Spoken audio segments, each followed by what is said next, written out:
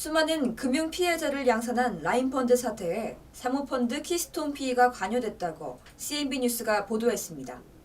라임펀드 사태는 라임 자산운용이 지난해 10월 약 1조 7천억 원 규모의 펀드 상환 환매를 연기해 수많은 펀드 투자자가 피해를 입은 사건입니다.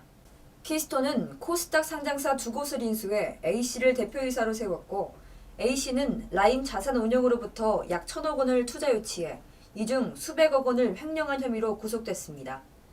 CNB 뉴스 보도에 따르면 키스톤은 반도체 제조업체인 네페스 신소재를 2018년 4월, 화장품 제조기업인 S&P원드를 같은 해 12월 각각 인수한 것으로 알려졌습니다. 당시 키스톤은 네페스 신소재 인수를 위해 키스톤 하이테크 제1호라는 특수 목적 법인을 세웠습니다.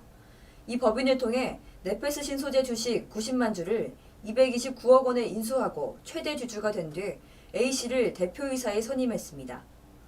공인회계사로 알려진 A씨는 대표이사 취임 직후인 2018년 5월 JNCI라는 자본금 5천만 원짜리 페이퍼 컴퍼니를 상대로 300억 원 규모의 전환사채, 즉 CB를 발행합니다.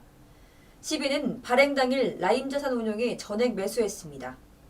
같은 해 9월과 10월에도 550억 원 규모의 CB를 잇따라 발행했는데 이 역시 일부는 라임이 가져갔습니다. A씨는 이렇게 들어온 자금 중 454억 원가량을 횡령한 혐의를 받고 있습니다. 라임펀드 사기 사건을 수사 중인 검찰은 지난 5월 A씨를 특정 경제범죄 가중처벌법상 횡령 혐의로 구속했고 이에 따라 코스닥 상장사인 S&P월드와 네페스 신소재는 지난 5월 29일부터 거래 중지됐습니다.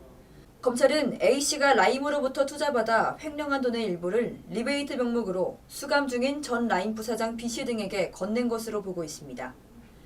이런 앞뒤 상황으로 볼 때 논란의 핵심은 키스톤이 A씨의 횡령 사실 또는 이에 준하는 중대 결함을 알고도 A씨를 밀어줬을 가능성입니다. 해당 사실에 대해 키스톤은 부인하고 있습니다. 하지만 키스톤이 A씨의 횡령 혐의를 몰랐다 하더라도 당시 두 회사를 사실상 경영 관리하고 있었던 만큼 책임을 면하기는 힘들어 보입니다. 국민의 소리 TV 김예슬이었습니다.